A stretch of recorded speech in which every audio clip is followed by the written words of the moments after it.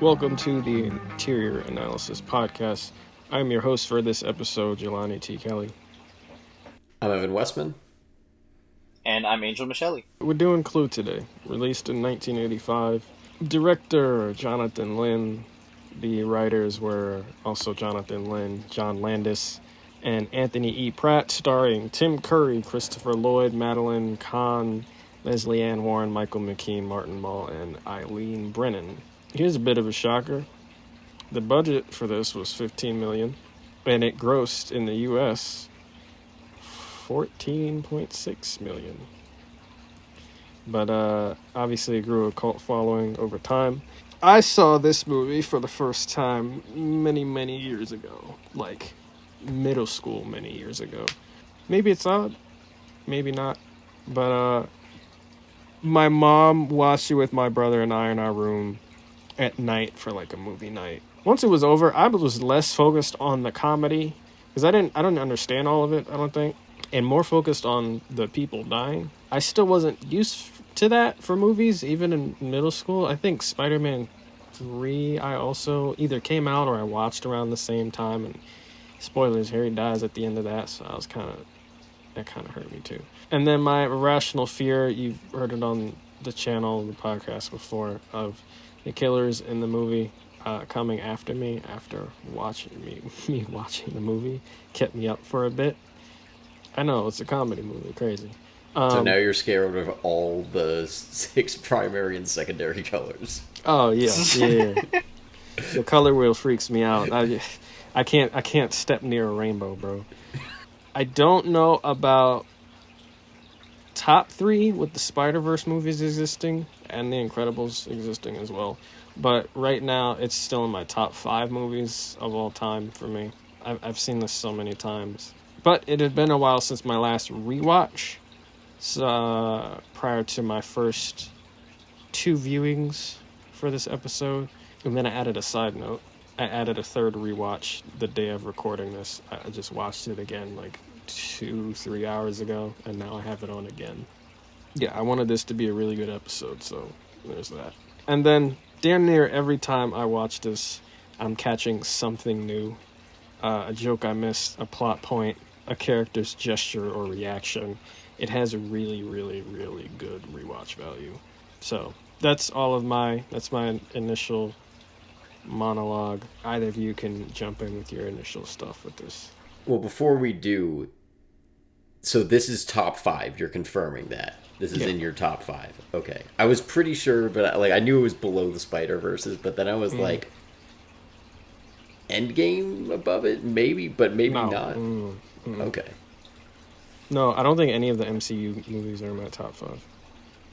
Top Okay, 10. so what is it then? So I didn't know Incredibles. I feel like I've never heard you say Incredibles for your top 5. Yeah, I didn't realize until I watched a Nostalgia Critic video on it a couple of months back, and I was like, oh, I missed this movie. I didn't rewatch it yet, but maybe that should be an episode soon. But I do. I could do with a Incredibles. rewatch of that too. Yeah, it's pretty good. It's never been a favorite for me, but I think I need to check back in because I don't know when the last time I saw it start to end was. It's really the animated Fantastic Four, but I love it for that. Yeah. Both the Jump Streets are up there for me too. I just watched the Jump Streets a few months ago, like me and my sister, and they're pretty solid. They're pretty fun. So I'd never seen this before, which is like super surprising because I love shit like this, like just like super over the top, a bunch of like high energy people hanging out in the house, like murder mystery stuff. I love shit like this. I've seen a lot of movies obviously inspired by it and like it. Like I like the new Hercule Poirot movies. I like the Knives Out stuff. I've definitely seen like older ones that I can't think of off the top of my head right now. But yeah, but this was like cathartic to watch, just watching everybody bounce off each other and like, I don't know, kind of like inadvertently have chemistry, even though they have like very little in common. Maybe it's because they're all in the same boat where they have no idea what's going on, but they don't want to seem like they don't know what's going on initially. So they're just all trying to like figure out like, so do you know what's up? Because I do, but like, I just want to make sure that you do. Yeah. Exactly. Yeah, and it's like just so everybody else understands what's going on. I will admit I'm not great at explaining things, so why don't you do it? I think it works so well because also like everybody has that same heightened energy, like that's the vibe of this whole world, but everybody has very distinctive personalities and motivations. And they don't like waste your time like trying to delve into every little thing in like super detail. Like they let everybody be a little bit caricature-ish. And they don't spend time like trying to give you too much backstory or like pulling you out of the situation. You're fully immersed in everything that's going on moment to moment as it comes to you. And I think that's really cool. That's a good point about the backstory that I had. Like, I think there's at least background that's given, but Yeah. I think this could have been more like a Reservoir Dogs type thing, where, and again, another movie that where the characters are all given color based code names. Um, we could have had that where like you have a flashback to show like how all of them got to the meeting situation, I'm and glad we didn't, because the house in yeah, itself is a character too. the Yeah. house I is think in a so newer good version too. of this, we definitely would. I think there'd be a lot more of that. Like, they go more the It's Knives Out route. it's not Hmm. needed. And, yeah, it can work. It's just, I feel like with this one, part of the strength is that it keeps you within this tiny, like, microcosm that they're in. You know? Well, and this came out like before a lot of the things that do that more. Like this was pre Reservoir Dogs, and before I mean, take any like Pulp Fiction ripoff. Didn't expect to be bringing up Tarantino in this episode, but here we are. Like I feel like there was so many things that imitated Pulp Fiction that did that like non-linear crime story, like Amoris Peros from Inarritu. That does it. Babel, I really like Babel, and that's not so much a mystery, but it does kind of that like interconnected stories and showing everyone's like individual experience kind of. I think it's a good technique, but like it really would not serve this movie well. Because the fun part isn't seeing them in isolation, it's seeing their chemistry and bouncing off each other. Yeah. And every little bit that we do get of their backstory, it's all in relation to the situation that they're in. So you're not wasting time, like, and not that that would be a waste of time. It keeps you within these moments. Like, even when they're explaining their backstories, it's to get information out there so they can all figure out what the hell is going on. And the fun parts are like seeing how they react to each other and kind of like how each of them is reacting to the backstory that they are getting. How their suspicions go up and down. There's fun accusations and stuff that come up. Like they use the backstory, even though the backstory is, not terribly interesting in itself, or it's just kind of like this is my job. They're still throwing in jokes in all of those situations somehow. Those are not just dry sit down here's some exposition scenes. They still make them funny. Yeah. It's like And they're the dinner situationally scene. funny. The dinner scene, There's yeah. Yeah, they're situationally funny too. They don't go at it because so much of my issue with like modern movie humor a lot of the time is that they stop to make a joke instead of just letting characters and a situation play out comedically. Like it takes you out of it because you're literally stopping the action to sort of create a laugh when you could just let them talk to each other and have their personalities clash a little bit, and that in and of itself is humorous. Yeah, I want to build on that a little bit in one of the topics, Mhm. but I very much agree there. If Angel's done, I'll go with mine. Yeah, yeah, go ahead. So this is also a favorite in my family. I recently made as a Christmas gift. You guys know about this, but I don't think I've said it on air. My gift to my family for Christmas this past year was just making a 20-minute compilation of like a whole bunch of things that we quote. And I put a few things from this movie in there. I remember my mom talking to me about this movie a lot when I was a kid because she is a big fan of it. It's one of, I think this might be in her top 10. And given, I don't know how much anyone will really appreciate this, but knowing her taste and Jelani's taste, it is kind of amazing that there's any crossover in your top 10s because otherwise your taste like could not be more different from each other. I'm pretty Uh, sure this is in my mom's top 10 too. Maybe my dad's as well. Yeah, I wouldn't put it top 10, but like I hadn't watched this. So I saw it for the first time. I think I saw it twice in high school. And then like it remained a favorite for me for basically forever after that, but I just hadn't watched it in like 10 years.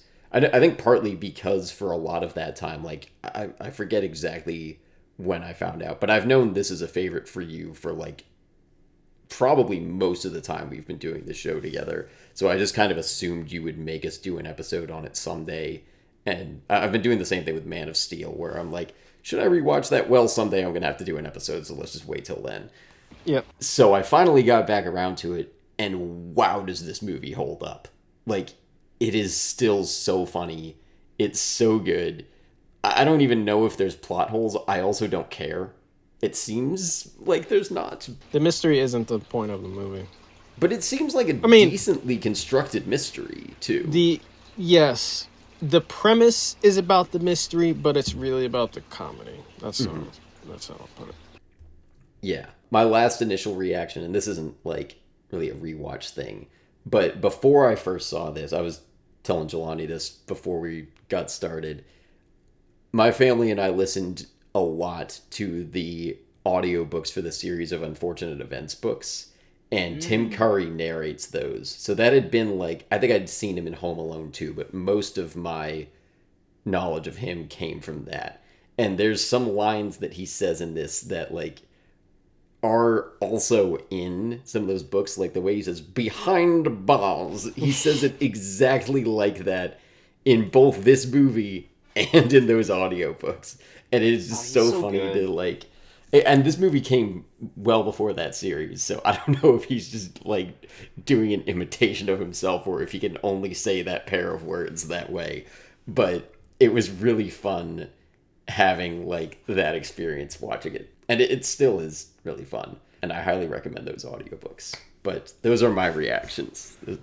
I played the video game of that growing up also, and I'm pretty sure he voices Lemony Snicket. Yeah, there's a video game that they released around the time of the movie, and I am pretty sure he also voices Lemony Snicket in that. I know it's Jude Law in the movie. It was Jude Law in the movie, but in the video game it was somebody else. I'm pretty sure it was Tim Curry.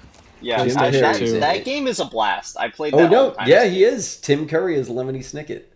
Yep. Wow. Okay. Also, I did want to confirm. I mean, I should have looked it up before, but the board game did come out way before this movie, like 3 decades before. Ooh, almost 4 decades. The board game came out.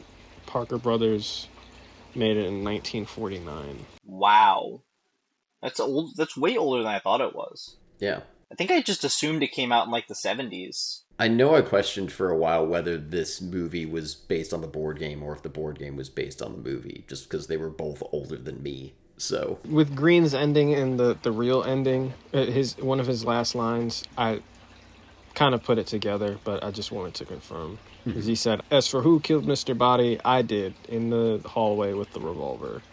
That's how the game is played. I actually just played it. I was in San Diego for Thanksgiving, and we drove to LA, and yeah, we played it as a family, my mom's side of the family, and I did win. I won one. We played 2 games. I won one of them, the first game. So we have a couple of topics here. I'm gonna start with mine, but we do have a 4th topic this episode, and it's gonna be the best topic because let's hope. We have it will be. I promise. My topic is timelessness. We have Evans creating a comedy ensemble. Angel is addressing 3 different endings, and then together we are all going to give our opinions on a recast. Dreamcast / recast. Evan just did the main cast, but I also did some like all of the victims too. There's not a ton of characters in this movie, so I cast all of them for fun. I will say beforehand, I had a lot of trouble with this because we all was did. Like, it's so difficult to like I haven't even nailed it down entirely because I can't there's so many actors it feels like you can't replace them. Like Tim Curry is definitely the hardest one. Yeah, yes. But he's at least preemptively the most, center. I don't think anyone could. I don't love my pick for him. Like I like the actor I chose, but I don't think he could do all of it. We'll save all of that for later. I will say though, and I'll say this again when we get there. Listeners, you can send in picks. We're gonna go through. I didn't really poll the audience, but we have some suggestions from not just the three of us that I'm going to run through when we get to that part. And you are welcome to send in your Dreamcast after, and we'll read it on future episodes. But let's get to the other topics. Yeah, so we'll start off with timelessness. What makes this movie hold up after 4 decades and allowed it to age well? Hot out the gate. Most of the jokes aren't offensive by today's standards. This was pretty good for 1985 too. So, well, in my opinion, I don't know how y'all feel about it. How do I feel? agree. Most of them. There was one that I was like, that's definitely an 80s joke. Where I'm Which like, one? When the guy, I can't remember which character this is, but the guy says that he's gay, and Mr. then he Green. sits down, and then Christopher Lloyd immediately gets up. I'm like, okay, that wasn't funny. I'm not into that. But it didn't surprise me given when this came out 40 years ago. They don't have many jokes ragging on that. I see you on that, but otherwise, I feel like, I mean, if you just on paper say, like, comedy movie from 1985 that has a gay character, I'm expecting much, much, much worse. And here it's like, I feel like it's pretty tasteful here. Oh, absolutely. Definitely, there's way worse. But in this movie specifically, that one did stand out to me, but that was it. I couldn't think of anything else that was like, and I was looking for it too. Like, especially after that one, I was looking to see if like, is this going to feel like dated? And it really doesn't. Other than that, for the most part. You can count on one hand how many gay jokes there are in this. There's that. There's the real ending where he says, "I'm a plant." She said, "I thought guys like you were normally called a fruit." Yep, I forgot about that one. When Yvette is asking somebody to go with her, and both of the dudes are like, "I'll go with you," and he's like, "No thanks." And then there's one other one I'm forgetting, but I feel like there's one more too. But like, even if you just take jokes that involve Mr. Green, that's probably less than 10%. oh, And easily. they don't even Yeah. like, they don't really rely on like stereotypes, and there's nothing like weird with him being attracted to one of the other male characters, which feels like what you would get from an 80s movie, or even like stuff that's much more recent. Like, Oh yeah, like early aughts and like, early 2010s. mhm. You definitely get movies like that. Yeah, honestly, like much more recent movie, Kick-Ass, I think is much ages much worse in terms of its like gay humor than Yeah. this does. Yeah, and like listen, Kick-Ass is like 15 years old, which you don't think of off the top of your head, That's a but lot more recent than it's amazing. 1985, though. But no, but that's the thing. It's amazing how recent stuff like that was still happening. I think another example I heard was like Horrible Bosses has a lot of stuff like that.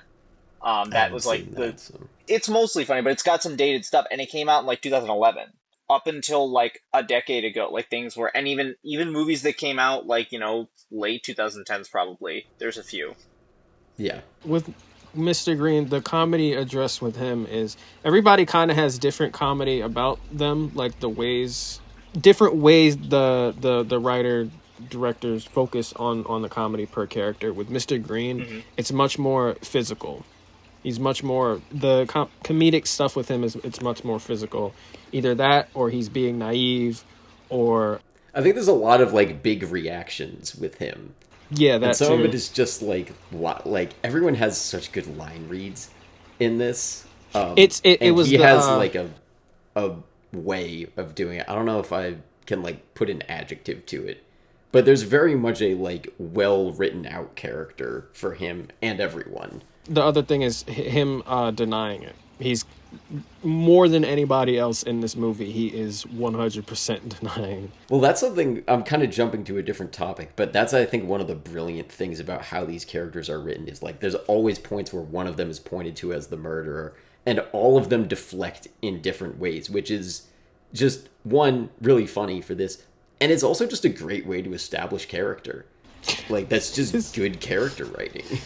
His Yeah. reaction when they see the second the cook, he catches the cook, and his first reaction to that is, "I didn't do it." Yeah. Like, you just caught a dead body, bro. Why are you saying that? we're not even gonna be able to address like half of the great moments in this. Oh Like, no, no, there's just no. so many that like I forget most of them by the time I'm done with the movie because it's Yeah, there's but just that's so good because then many. you watch it again, and you can see them Yeah, all over again. Yep. It's great. The comedy stems from a blend of cleverness and goofiness. And this is what also sets it apart from a lot of modern and more recent things. There's no sayings that really date it. The lingo of the 80s isn't the punchline like Hmm. something today might be. Like somebody referencing something being lit and that being cringe, but that also being the joke. Like I could see that in Hmm. a modern movie. I'm not referencing anything specific, but they have a bunch of old sayings in this movie. But like that's never like the focus. It's about what somebody said before or after it.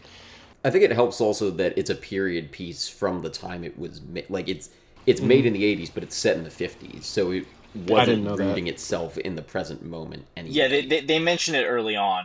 I think that it's set in like the early 50s, something like Yeah, that. and like all of the conflict is about like communist fears and like Red Scare Well, era then Yeah. that stuff. makes sense because that's when the board game came out, pretty much. Yeah, but that's 49. also not the entire focus of the plot even. Like it's more about Mm-hmm. these character dynamics and like the fact that they're all being blackmailed too. So like you can kind of sweep that part away if you want to look at it through like a more modern lens and just focus on the characters themselves as opposed to like the world situation they're in. Because like it almost creates, at least to me, it creates more of an atmosphere than anything that's really about history and the time and place that it's set in. Like Other I than don't J. Edgar actually Hoover know. being mentioned a couple Yeah. of times. But even then, Yeah, he's a historical figure, and by the time this comes out, I mean none of us were alive in the '80s to know this, but I feel like J. Edgar Hoover is a big enough historical figure at that time that you can just be like, all right, people like we all know who J. Edgar Hoover is, and or at least yeah. vaguely, we've at least heard that name Everybody kind of outside of knows this who he movie. is. Yeah, but Yeah. you might not have been able to bank on that if you picked like a similarly big figure from 1985. Like, Mm-hmm. and I think that's kind of your what you're saying there, Jelani. Like, if you reference, I don't know, like Hawk to a girl right now, is somebody in 2050 gonna know who that is?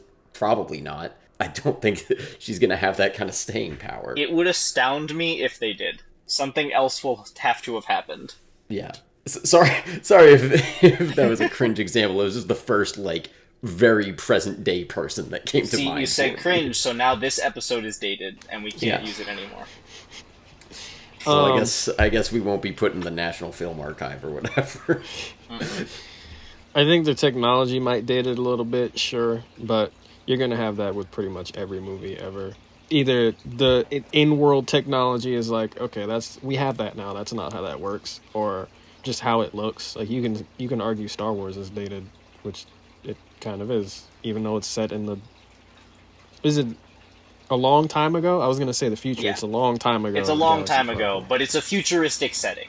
Hmm. Yeah. I also I don't know if I'm gonna have pushback on this, but I also think it helps. It's not really spoofing anything. It doesn't play or act like a spoof, like Scary Movie, or which is spoofing scary movies. But I don't know. I haven't seen Scary Movie in a long while, nor have I seen another popular one. Is Airplane a spoof? I Yeah, don't know. yes, but Isn't I it a think it spoof of like is. spy stuff or something? I don't know. I don't know about spy stuff specifically. I think it's a spoof of a couple of different things, Okay. like blended together, and it's almost like a spoof that kind of like blends genres, if that makes sense. Kind of like how going back to the Star Wars example, Star Wars worked because it blends, space, like sci-fi, space opera, westerns, things like that, high fantasy, Samurai. samurai stuff like that. It works because it combines all this together. I feel like Airplane kind of does something similar, and like going off what you said about the spoofs thing, like that's part of why I think most of those movies feel very cringy now. I don't remember who pointed this out to me, but it was somebody who was talking about how like the things that work in certain ones are because the situation itself is funny, like I was saying before, as opposed to like the reference just being the joke. So Mm-hmm. like in a lot of the stuff like epic movies a random example. But something like that, the joke will be like, "Oh, Wolverine showed up." And him being there is what is supposed to be funny. Like, look, you know who that is. As opposed to him doing anything funny or him being put in a situation that like he wouldn't normally be in, which creates comedy. That doesn't happen. A lot of the time it's just like that, maybe like a sexual joke of some kind, depending on when it came out, maybe something a little more like gross. They kind of just bang on the fact that like you're gonna think it's funny because you know who that character is. Hmm. Stuff like that. Um, Which this doesn't do. Also, I'm not gonna say it's subtle. It's rated PG, but it was the '80s. As a kid, I didn't catch any of the sexual stuff, so I'm not gonna say they were good at hiding it, but it's tasteful. I don't know if that's the right word. I feel like as a kid you would miss that. I was like probably a little older than you when I first saw this, so I think I did catch most of it. I was like, I don't know, old enough to see the subtext for the most part, but like, The I sub don't know. sex. Yeah. The sub Yeah. 6. Well, it's like with Disney movies, right? Like, there's little things in there that adults catch that kids are never going to catch until they're older, and I then you think show that's it to more your kids. DreamWorks. DreamWorks, like DreamWorks, that's a that's more what I DreamWorks meant. bread and butter. DreamWorks. Disney's Yeah. a little Shrek. Oh my god, Shrek Shrek. might as well just be like a comedy. Shrek for is a adults. masterpiece for No, that yeah, reason. no shade to Shrek. He has a whole video on that. Yeah, and maybe I should make one on the sequel someday. I don't know. So it's not. I don't see it as a spoof. I just see it as a comedy mystery. That's what I see it as. But yeah, Well, I think again, I wasn't thinking of referencing Shrek, but Shrek does a lot of reference stuff. And to point to what you guys were talking about a couple minutes ago, like I think Angel, you said something like just pointing to the thing and like saying, "Hey, remember this thing? That's the joke."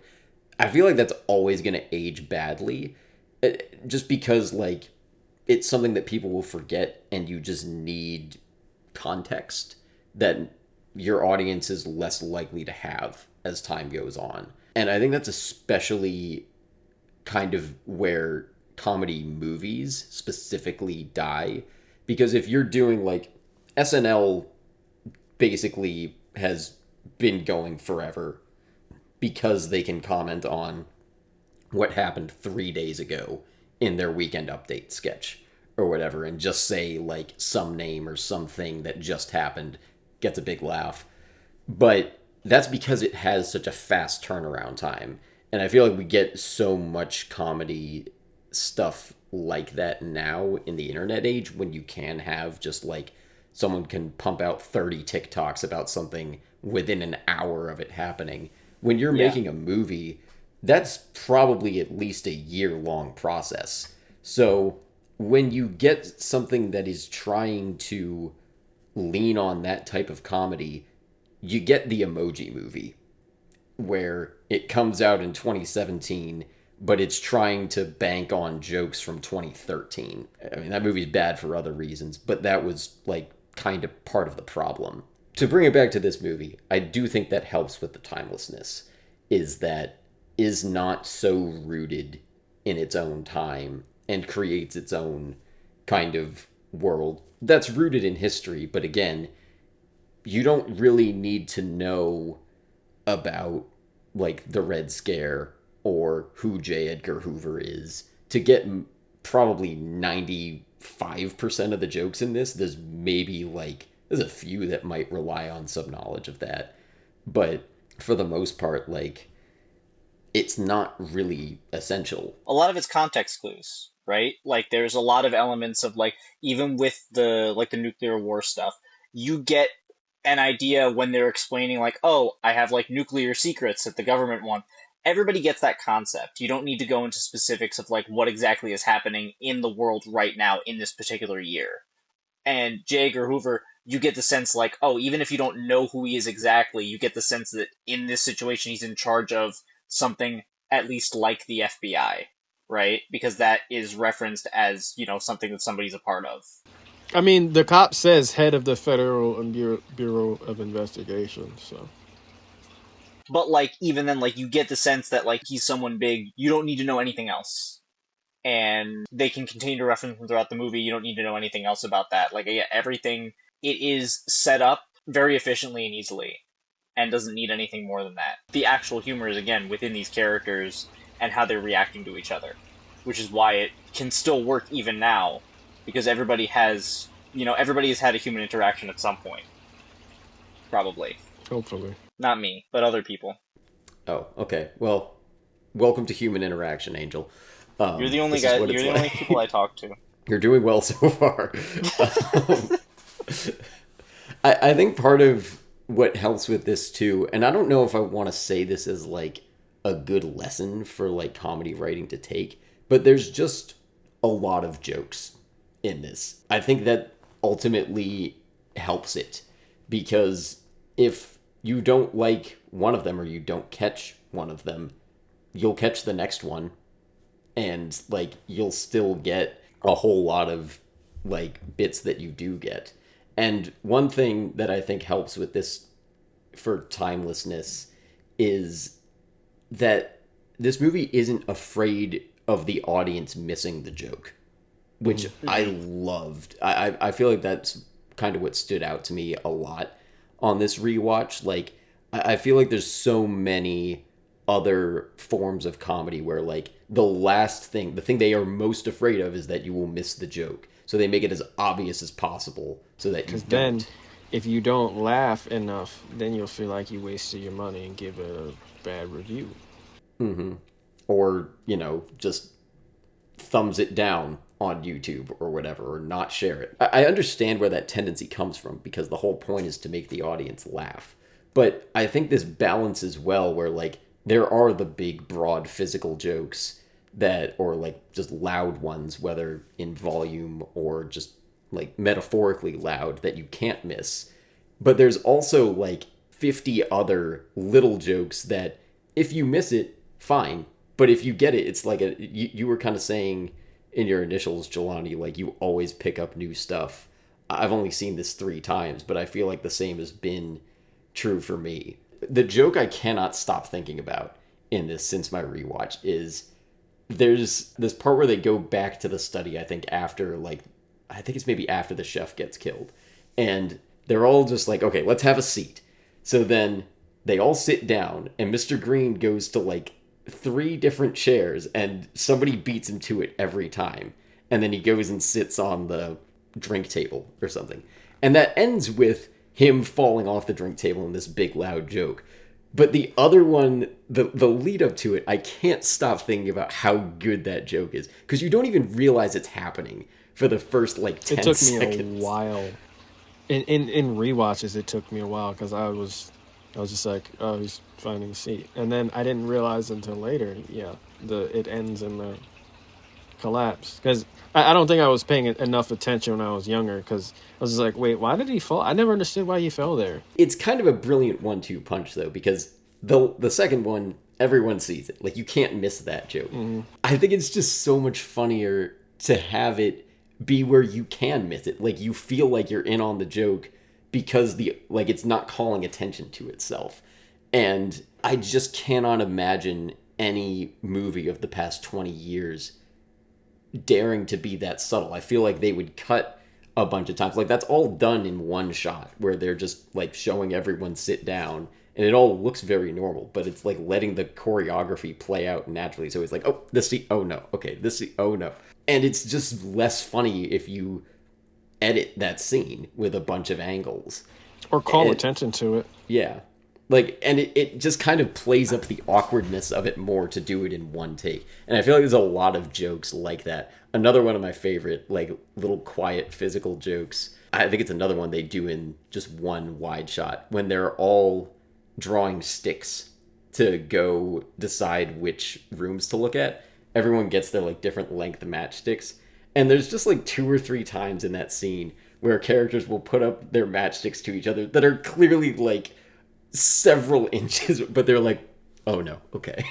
And it's like, it's so great, but it's not drawing attention to itself at all. Like you can be looking at, Because it's following Plum, I think, that shot. It's because he's trying to match up with the women, but it's not really like, see, I didn't even notice that detail in it because I'm too focused on like, okay, who's like, you're not really being pointed to. Again, like it's brilliant that it's done in one shot instead of cutting together a bunch of, oh no, these two don't work. No, it's so much funnier to just have them all in one shot be like all silently just pairing up, and then occasionally you get like the longest and the shortest. It's like you didn't need to bring it that close, my guy. But He did that with the for vet us. because the vet had the longest for the upstairs, and he had the for the cellar. I will say I'll add that I don't think his perviness ages well. I don't ever find that really funny, almost ever. That's just my personal take. Like him putting his hand on Miss Scarlet's butt. Like I don't at the Yeah, beginning I of the don't like movie, that. and him putting Miss White in a compromising position because he's trying to show her the thing from the photo. I was just like, all right, dude. Like, well, I'm with you there. I think it ages better than some other things of like oh, that do that because there's like different undertones you can do that with. You can have the camera kind of like leer with him, and I feel like that never really happens here. But there's plenty of other comedy movies that do have that undertone. And a lot of times the joke is like Miss Scarlet like slapping Colonel Mustard or whatever. The joke is not them being pervy. In a couple cases, it might be. I'm not going to defend like all of it, but I think there are much less tasteful ways to do the kinds of like pervy jokes that they're doing. he was a hard character for me to cast too. But Plum. yeah, we'll get to that. Let's keep trucking along. So, 3 endings. Yeah, so that's me. I kind of wanted to talk about this because I've been thinking about it ever since I saw it. Because I know when it came out, they had released it. I can't remember if they released it with a different ending in like different locations, or if Damn they it, that was my had note. Yeah. yeah, or if they had different ones. So I was wondering, honestly, like out of those, like what the ending was going to be as I was watching it, if there was like a specific ending that was like the canon ending. I wasn't expecting to see all three versions of the ending, which I thought was kind of cool as I was watching it, that like, oh, they're doing all of them at once. But then in my head, I'm like, I know the last one says this is what really happened, but is that the best one? Or is that just what they decided on? I guess because it's like Yeah, that's the the best one. biggest one. The what now? It's the best. It's the best one. I agree. Yeah, they all have their merits. I think the most ridiculous is kind of the one where everybody does something. I think I had a lot of fun with that one because I think it's hilarious how like everybody caused something different, but everyone assumes it was just one killer the entire time. But it's So, literally all of them. it's the best ending for 2 reasons. One, we get a reference to the board game because we don't really get that throughout most of the movie. Two, Yeah, and the main reason it's the best ending, we get flames on the side of my face. That's not pretty great. another ending, so that's why it's the best ending. Is it also the one because I really liked this line. This is one of my favorite like jokes that I missed before when Wadsworth goes to Colonel Mustard. I forget what the question is, but Colonel Mustard like asks him some like kind of compromising question. He goes, "Can you keep a secret?" Yes. So can Yeah, I. yeah. It's that I same think ending. that's in that last ending. Yeah. Yeah. I do really like the first ending too, mainly because I like physical comedy, so I like when he thinks that the gun is empty and they're doing like the Oh, whole like 1 plus 2 plus 3 plus all of that, and then he shoots the chandelier and it falls down. I thought that was so funny. The Like one that plus two that plus one plus one was one of the things I put in the quotes video for my family. Yeah, because that is it's just it's so funny, and you're watching them fight, and it's like, and that's another thing that I love about this too is the jumpy dialogue between people. Like, how hard must it have been to get every one of those lines right, especially when you're getting towards the ending and you have to like bounce off each other this much with such complex like things, and like detail wise, you have to get everything right. You can't just like say random shit and no one's gonna notice, especially with something like that, which I think is cool. So anyway, after that though, I was thinking about it again, and I didn't get a chance to do a rewatch, but I was thinking like, does that kind of mean the mystery doesn't matter if there's like three different endings? Because obviously they say one of them is what really happened, but it doesn't really feel like that if they're showing all three of these endings. It kind of almost feels like, well, these are three possibilities. Pick one that you like, which is at least what I did. well, that's kind of how the board game goes, isn't it? Hmm. It really is. No, it is, and I think that's kind of a cool way to do it, and like a little more meta than I expected. which I can appreciate. And I almost wish like more things did this because this obviously inspired things like Knives Out. Knives Out is very much inspired by like Agatha Christie stuff, but also like this stuff, Isn't and I didn't see it. What's the one on the train Oh, Murder where on they the all did Orient it? Express. Yeah. Murder on the Orient Express. Yeah, I think there's been two or three different versions of that. But again, that's one where it's like they're trapped in one location and they're all just bouncing off of each other, and it's all about character dynamics. I think that's really great, and I think it's what made me realize that like in a lot of ways, the reason the three endings as an idea works is because the mystery itself is not the point so much as how the characters are handling the mystery and the comedy that comes from like how it eventually does get explained. I love the sequence when Wadsworth is literally he's like, I figured out the entire mystery and we're going to talk about it right now. And he's running between rooms and everybody's So good. following each other and they're going nuts. And he's like pretending to be dead at certain points or like moving dead bodies around and shit. And it's so funny for Like compare legit. that to how he was in the beginning. That's why he was so hard to. Sorry, I'm saying Yeah, he no. did so Legendary. many. The Yeah, range on Tim Curry is insane in this. He goes full nuts by the end in so many different cases, but he can also be like very calm and collected in certain endings too. Early on in the film, he feels like he's very much in control of everything that's going on, and it's what makes this work so well. It also what's fun about those things too, and this is something that I was thinking about more is like as we've talked about this, I love how there's very little time where the characters are splitting up and like making alliances with each other to like work against the other characters. They have that sequence where they have to go split up to search the house, right? But for the most part, they're all together in this one room. They're doing it so that nobody can like sneak up on them and kill them, hmm which is fun, but it also just means that you get all of these different personalities just bouncing off each other all at once, and it keeps you in the moment because you can't leave the room if nobody's with you. And that's really fun. And again, that's when it comes down to like the journey of this is a lot more important. So it's okay to do something like showing like a million different possibilities, like one of which is like sort of plausible, another one which is also a little plausible but a little more ridiculous, and then one that is absolutely insane. But that's like, okay, I can track that based on the stuff that's been set up before. So I don't know that's how you guys feel about it. that's a great point. That the journey of this movie is more important than the destination. You Yeah. really don't. The first time I saw it, I was really like trying to figure it out, but like I couldn't follow all of the big words. I was in middle school. Yeah, it's more about how we get to the destination rather than the destination itself. Even in the explanation of who did it, like it's still being funny, like Pete. So on your first note, Angel, apparently when this movie was in theaters, each screening or theater, I don't remember, had a different ending attached to it. So not everyone saw the same ending. Yeah, I think it was to keep people from spoiling it, something like that. I don't remember if my mom or dad told me that, but shout out to them for raising me. Um, I'm sorry. I like the way you phrased that. That was really good. that's all I had on the three endings. I wanted to mention that full note. Evan, did you have more?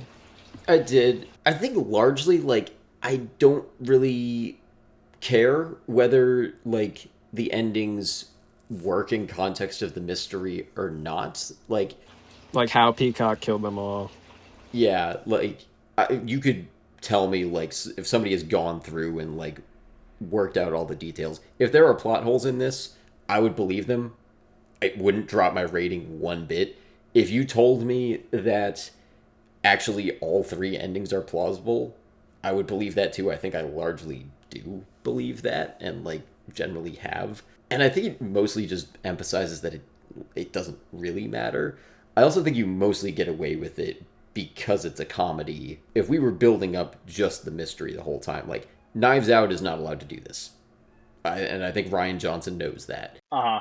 I was thinking though, it would be interesting to see this done with another movie, and I'm mostly thinking that because Jelani brought that up when we did Get Out as like a possibility. Where what if they had shown the alternate ending of that along with the theatrical one in multiple theaters. I think that would be a good one to do it with. I worry that we can't get that anymore in a post-internet age, like because as No, soon as definitely anything not. comes out, everyone will be like, "Oh, there are like more than one ending." Like, Before it comes out, bro. yeah, Like weeks, months before it comes out, they'll spoil it. Yeah. yeah, the lid on that would be blown off way too early. You'd have to live under a rock to know that whatever has multiple endings. Video games do get away with that though, which I've always found interesting. And like multiple endings have always like I don't want to say fascinated me, but it's always been kind of strange to me because it's such an important part of your story. And yet a lot of times when I hear about like an alternate ending, I'm like, "Oh, yeah, that could make sense. Like I understand why they like were ready to do both or why they thought to do that." I've just heard that like video games can get like really nuts on the topic of like mysteries with multiple endings. There was a little writing gig, I guess you would call it, that I did in early college.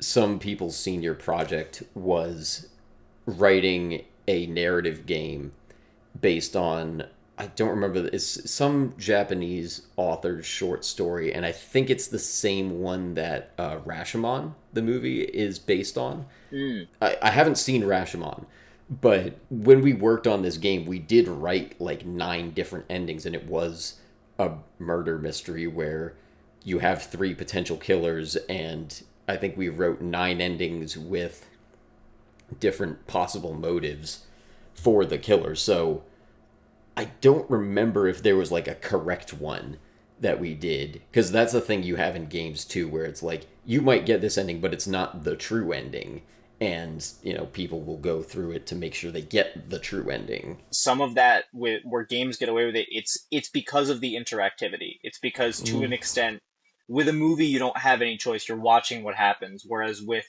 a story game or even just a game as simple as like a first person shooter, you have a certain degree of control over the situation.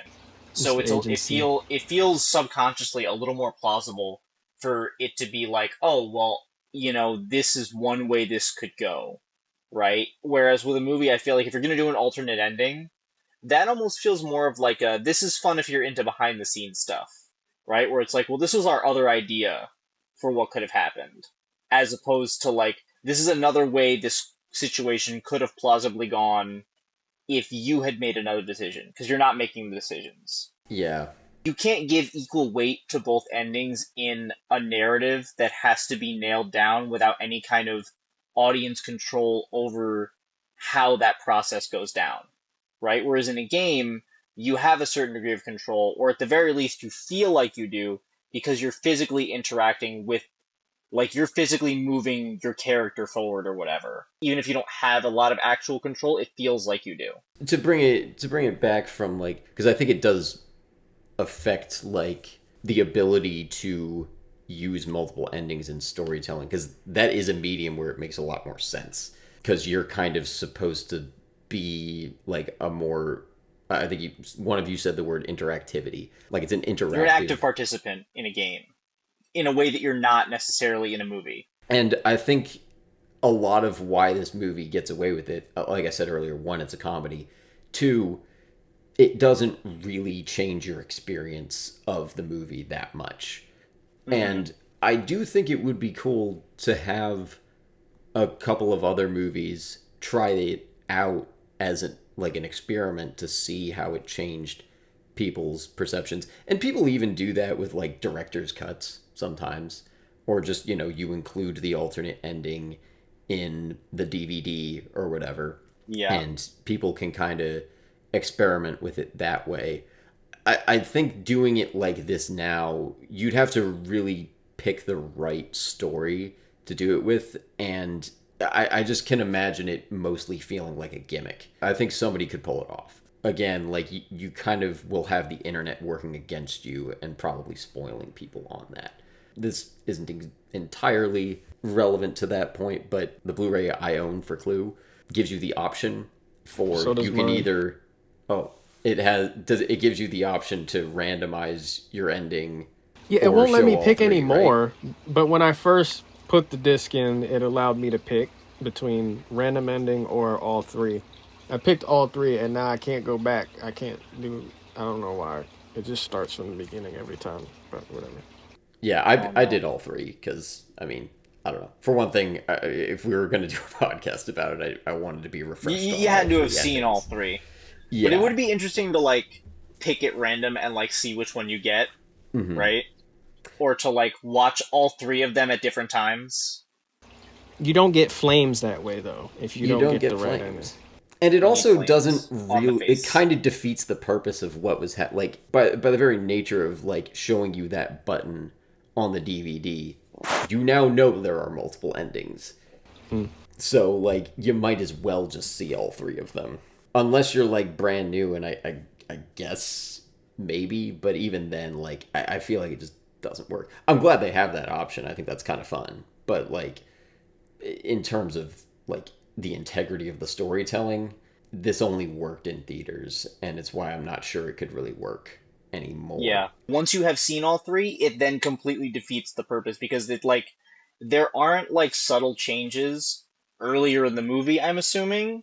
Yeah. The whole first part of the movie is the same and the ending is different, but everything else still proceeds the same. So it's not even like there's going to be like in a game, that's probably something that would happen. Where like if you watch I Usually, haven't if they're good. yeah, usually. I haven't used it yet, but The Quarry is another Mm. story game and it's a horror game and it's one that I enjoy, but they Until have a Dawn. movie mode where you can kind of like change the stats of things, like change people's specific personality traits, like how heightened or lowered they are, and like you can even pick who's gonna die. You can pick everybody dies, nobody dies. It's supposed to let you play all that out together. So like that would be a case where you could be surprised by the ending based on those different factors that you picked.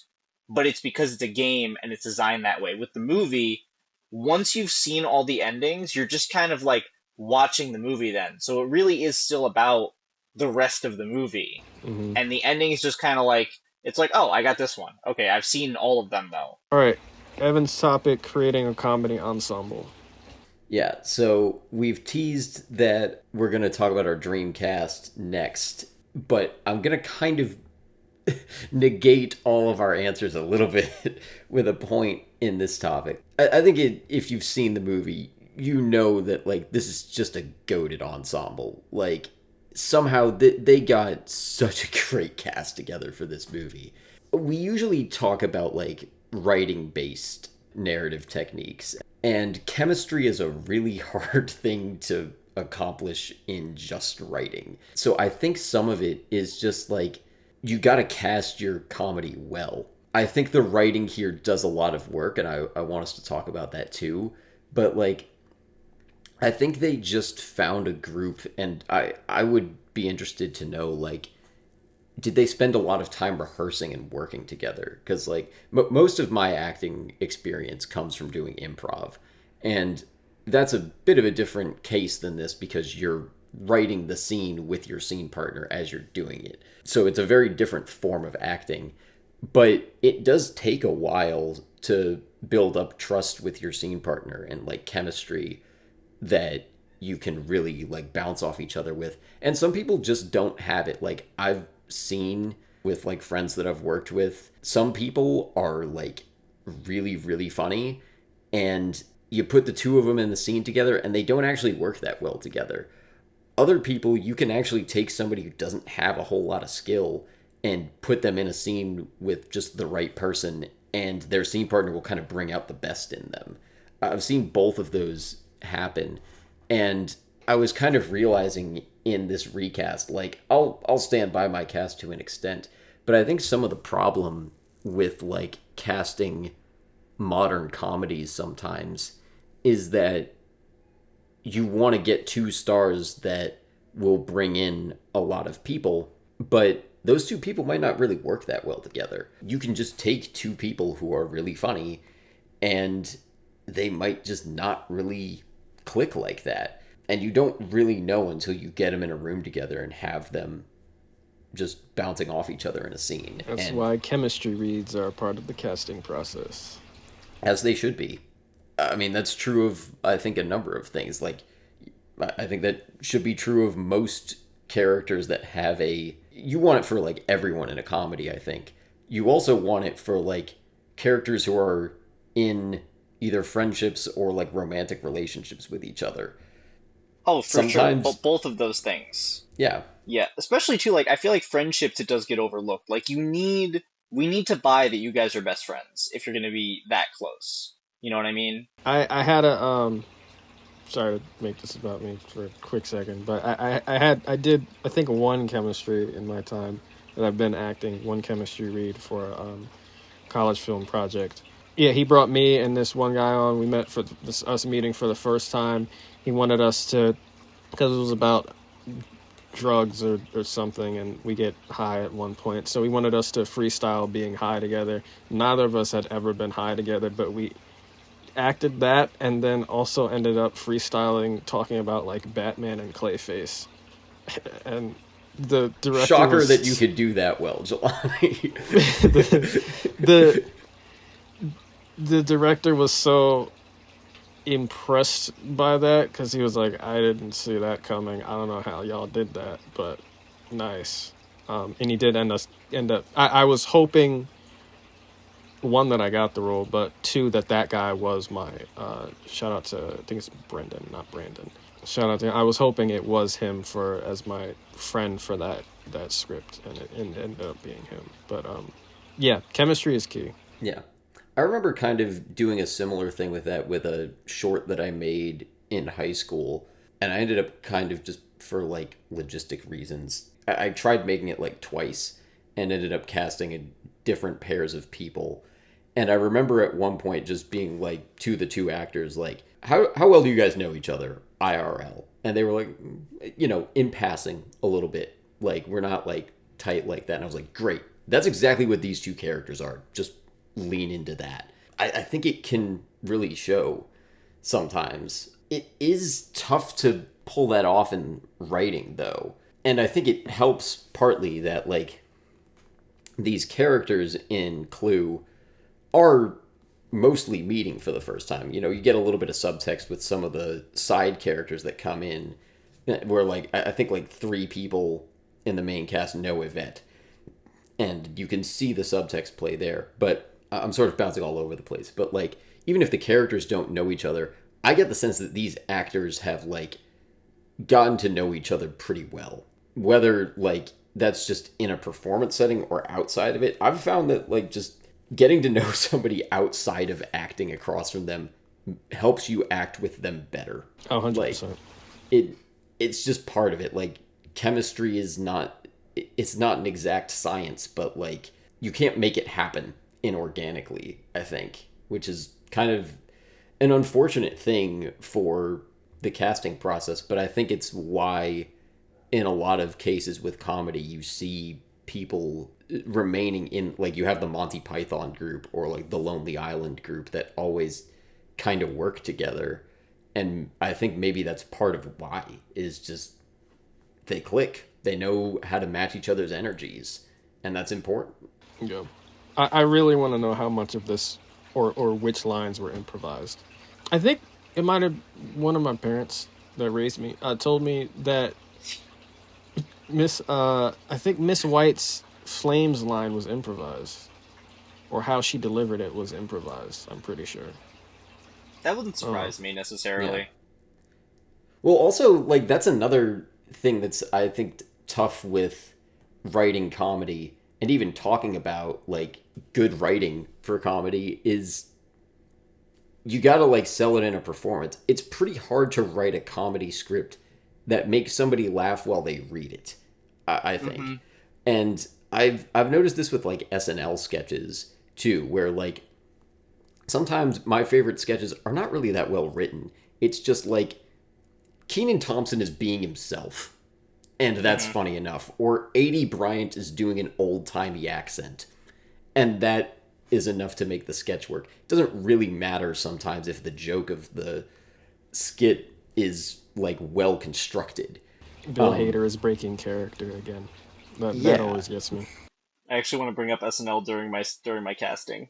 Yeah, I have a couple SNL people. I considered several more. But I think that's something you kind of find also. Like, I hear about this with comedy TV shows. sometimes is that, and I think I've noticed it with some that I've watched, where the first season, a lot of times, they kind of struggle to find their rhythm and dynamic with some characters because it's all dependent on the page before, like, you're casting the actor for the role that's written, and then if you get another season, you can start writing the role for the actor, and you know how they work, and you can be like, Andy Samberg makes a weird face at the camera, and you know what that means, but you couldn't put that in banking on, like, that's not inherently a funny thing to write, but if you know who you're writing it for, it I feel like works. season one of Community might be like the only exception to that.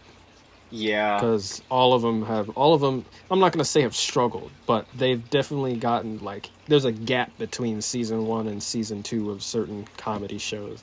But I feel like Community is just like, this was funny before and it has gotten better, but season one is still great. Yeah. But I would still Yeah. say season two, it, like, I agree, season one is good. Season two is better. And, like, season three is my favorite because that dynamic has developed and the show has, like, figured out what works. And sometimes that just takes a while. Like, I'm in the second semester right now of the improv class that I'm taking, and we've done, I don't know, a dozen or so classes together, but we're still kind of figuring out, like, these are people I've known for a few months at this point. We still haven't really figured out what dynamics between us are the best within that group. Like, it takes time. And I feel like it's kind of a miracle when you can get a cast that can sustain a show for that long.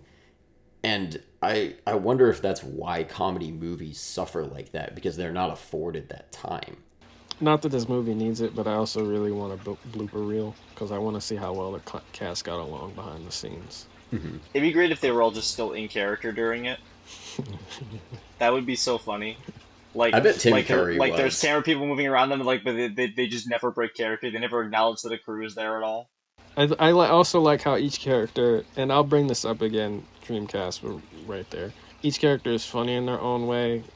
Miss White's deadpan delivery, Miss Peacock being insane, Miss Scarlet's snarkiness, Mr. Green's, I said before, physical comedy, Miss Colonel Mustard's stupidity, Professor Plum's, he had a few good lines, and Wadsworth. Anti-plum guy over here. I mean, I've never found the perfect thing funny, but Wadsworth can be. The thing about Wadsworth is he could be any of those things I mentioned for the characters at any moment. He could be any one of those qualities, which is also what made casting him tricky as hell. From the writing perspective, I do have a couple notes on the writing of it. Because as much as I was saying about, like, how you got to just cast, I do think there's a couple writing techniques this movie does well. I mentioned this earlier. They all have different defense mechanisms when they're trying to deflect blame or, like, claim innocence. Flames on the side of my face is, well, that's actually a different case of, like, admitting guilt, which all of them do in a different way too. And that's part of why that line is so great, because she's been a little uptight and now she's finally like, yes, I hated her so much, or however she says it. It flames. Or one of my favorite lines is from Colonel Mustard is, if I was the killer, I would kill you next. And then he's like, oh no, I said it, yes. But that's just, like, really good characterization, is get them in a corner, like, make them react to something, and that tells us something about them. But you got to build that into the character at the writing stage to tell us, or to, like, be able to give your actor something to play. What do they do when they're in a corner? And that can just be really funny. The other thing, this is my last note, just having characters operate at different levels of intelligence, I think, is often funny.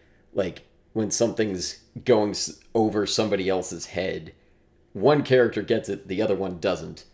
Being oblivious is usually pretty funny. Yeah. Are you trying to make me look stupid in front of the other guests? You don't even help from me, sir. That's Yeah. right. Right.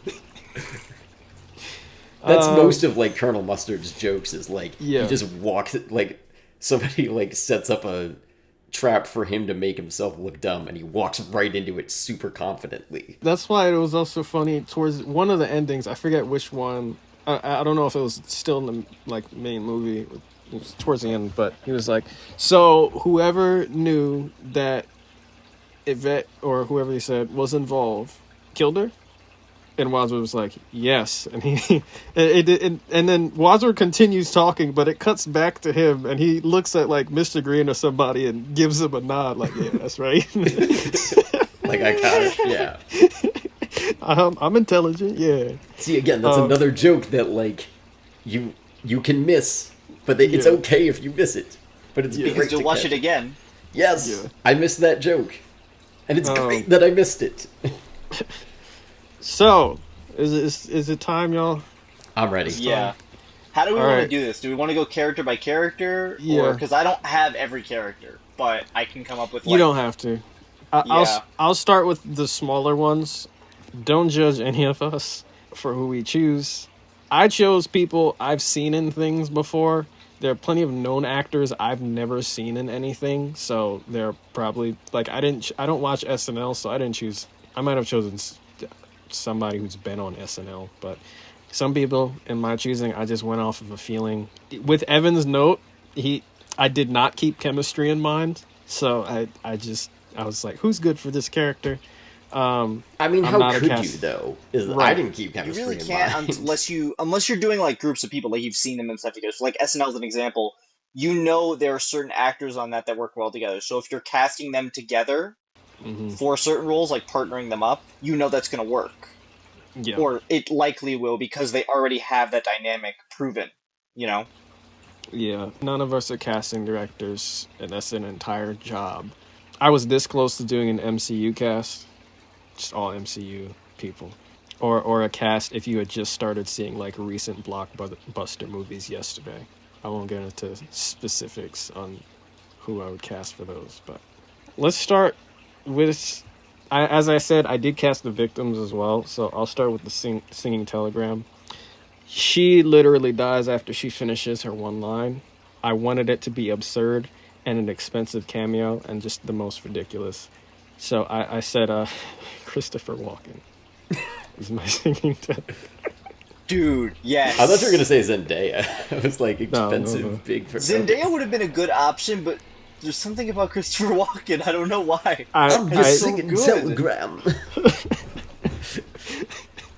I don't know if that's a good Walken impression. That's the best I could do. yeah. If he were So still with us, David Lynch would also be a fun one. I feel like he's got that over the topness that would work really well. I don't think I've seen him in anything. He's a director. Well, he's in a couple of his own things though. Like he has a role on Twin Peaks. Who are your other small ones? Because I didn't do small ones for any of mine. The cop, Donald Glover. I feel like Glover could pull off pointing out how strange the guests are and getting good jokes from it. Like I also casted based on like if I think there could be more jokes from who was cast. So like Hmm. along the lines of the greatest repairman stuff from Community, like specifically the scene where he says, "No, call the cops. He murdered someone." Mhm. You guys are weird. Like that type of attitude, I could see him playing as the cop. The motorist, he doesn't do much, but there's room for a fun, distracting cameo. I feel like with him being the first visitor in the house and how this person looks, there's room for more jokes. I put Henry Cavill in here. Um, Oh, Hmm. yeah. I like that. So the cook doesn't do much, but I think it'd be fun to make them obsessed with cooking. I feel like there's more jokes that could have come from the cook, but only if it's funny, of course. She has the one line, "Dinner will be ready at 7:30," and that's it. Oof. I went a little wild with this one too. The cook, Danny DeVito. Uh, I like that. uh, did y'all cast Mr. Body? Because I cast him too. no. I Yeah, should yeah, I have, did. though. I did. Okay. That's one of the few that I had fairly solid. But also, this could have worked as like one of the smaller castings too, because there would also be a fun cameo. So I was thinking Aaron Paul, because I feel like he can do both kind of suave, but also kind of like really threatening. Mm-hmm. and I don't know, he almost feels like he has control of most of the situations that he's in a lot of his later roles. So I feel like he'd work really well. But for that same reason, I feel like he also is like intense and specific enough that you could have him be like the motorist and just show up out of nowhere, right? And Mm-hmm. I think that would be really interesting to see and fun. But if you wanted something like a little more unexpected, you could do like Jesse Eisenberg just shows up randomly as the motorist or something like that. That could be a fun one. The evangelist guy is the first one that I thought of, and Oh, you I casted think, him? yeah, I thought about Mm. it, and I'm like, you know what? Like J.K. Simmons, he's proven that Yeah. he can do that Um, kind of thing before, Mm. I like that and casting.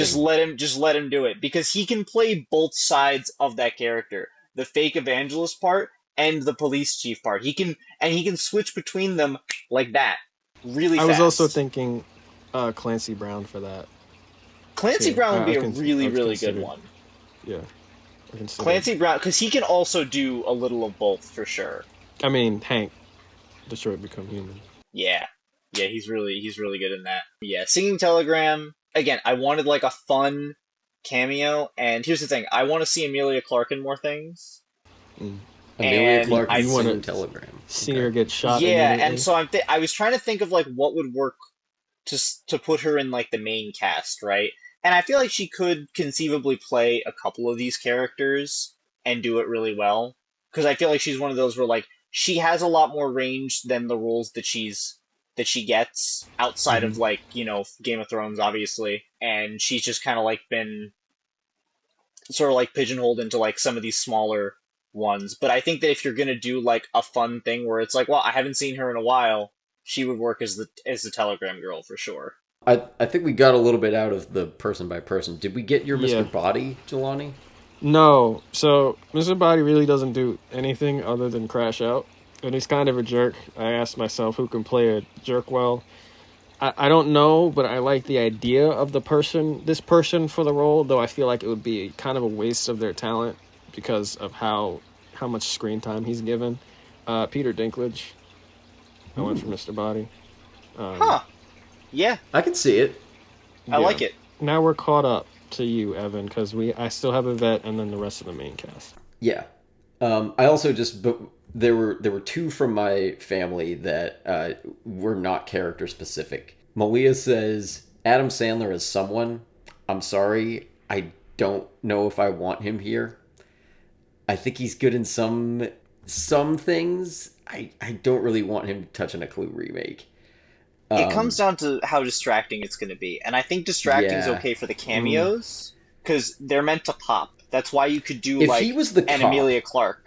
if he's the cop, that could work. I think Yeah, I he could just see can't that. overstay his welcome. Like I don't want him dominating the whole thing. That's mm. the whole Um, thing. Because like another thought I have for like either the cop or the motorist was John Cena or like Channing Tatum. Because I think they're both really funny, like underrated funny, and they're getting more recognition now. But that's one of those where it could like it'll pop out at you, but they're only there for 5 minutes, so it doesn't matter. I mean, Channing Tatum's cameo in Bullet Train sticks with me still. God, he's got a great walk. I'd be here for Channing Tatum as someone. The other non-specific one, Lawrence says Jeff Goldblum as someone. I don't know where I'd Hmm. put him, but I can see that a little bit. Mr. Body. I could get down as Yeah, Jeff I was gonna say Goldblum Mr. Body would be my first somewhere. choice for that, Hmm. probably. Maybe the Professor? I think he I can could see that. fit somewhere in the Yeah. main cast. I don't think he's Yeah, quite energetic enough to be Wadsworth. I could see him in it. he's energetic enough, not the same type of energy though. Yeah. Let's go to the character by character though. So, Yvette, Evan, Uh, you start. I'm going to so start. one of I cheated and did two casts. One of them is the cast of Community because I think they fit so perfectly in these roles that I'm kind of surprised they never did an episode spoofing it. So from Community, my Yvette is Dean Pelton because I'm sure he's got that maid costume ready to go already. He definitely I mean, does. he did it in the show, didn't he? At some point? Exactly. It's already canonically confirmed that he has an Yvette This better costume. not awaken anything in me. Yvette it already will. Our fan Mitch sent us all dropout people. He did not give us an Yvette though. My Hmm. other Yvette is Melissa Villasenor. former SNL cast member. I I think she's a like very that. That's good. underrated cast member. I can just see her being able to, because like Yvette's French accent isn't supposed to be good. I think because we find out later that it's faked, and she could Hmm. pull off a good one. I think, but I can also see her pulling off an intentionally good bad French accent. You learn something new every time you went. I did not know it was supposed to be fake because I was like, this is not a good French accent. Well, because there's right before she gets killed, the accent's Yeah, gone. the accent's Oh dropped. yeah, I thought that was a she's mistake. clearly like disguising herself or something. So for my note for this, I put have a good French accent, though I don't know anyone who pulls off a good French accent. So I just French put Ana people. de no, I put Ana de Armas in this. I just needed somebody else with a thick accent. So I don't hate that. I think Ana de Armas could be a good Yvette. It's not a bad choice necessarily. The way you explained is kind of funny, but the way the choice itself is solid. thank you, Angel. Your pick for Yeah, I like I said, I struggle with some of these. Here's the thing too, like Yvette herself does not play the as big a role as the rest of the main cast.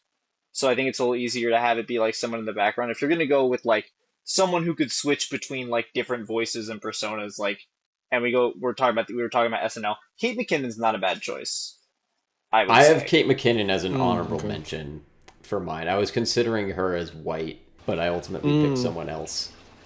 I can see her as white too. I know who Kate Yeah. McKinnon. I know some cast members. Yeah, I could see like also like maybe like a Dakota Johnson type, if not her specifically. I don't think her for a vet. Maybe not a vet, maybe somebody else. I think she I'd could have be to think a about that white or a more. scarlet, but I don't see her as a vet. She could be a Yeah. gray. Oh, she How could do even we be how do we the other how do we kick 49 people off grays. the stream? How do we do that? I have that power, but I'm not going to use it right now. I'll save that. If he has any really bad takes, I'll boot him for that. Um, It's not even the joke. It's the falling back in your chair and laughing like Vince McMahon.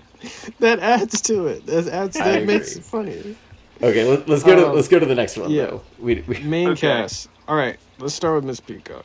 Mrs. Peacock. Angel, I'll give it to you. You go first. I don't really have anybody for this one. This kind of blends in with like a couple of the other ones too. I feel like an Olivia Colman type could work in a lot of these roles. I could see her as Peacock. She's good at doing a couple of different things. And oddly enough, I noticed this a lot more watching like Secret Invasion recently because she's like the only really good part of that. She plays like a very like bubbly personality doing terrible things to people in a way that's like kind of sociopathic but also like really fun, especially compared to the rest of that show.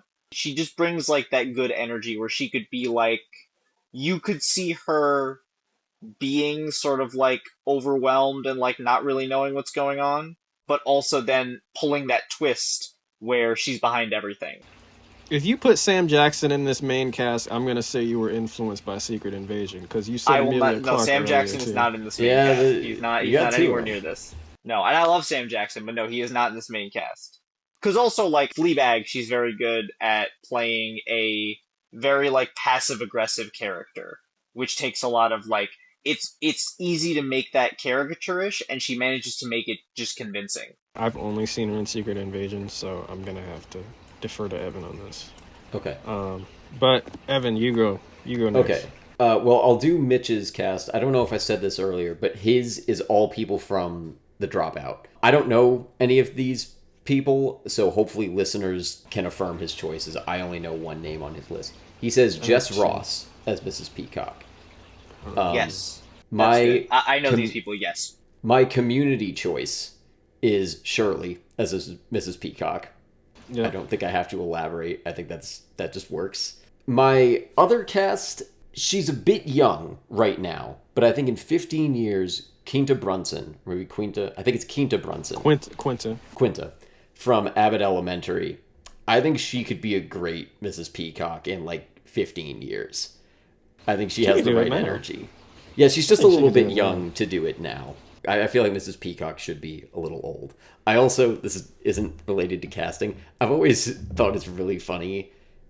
This might be a little bit mean, I think it looks like Mrs. Peacock jumped in a pile of leaves before coming to the dinner. Like her dress and her whole look.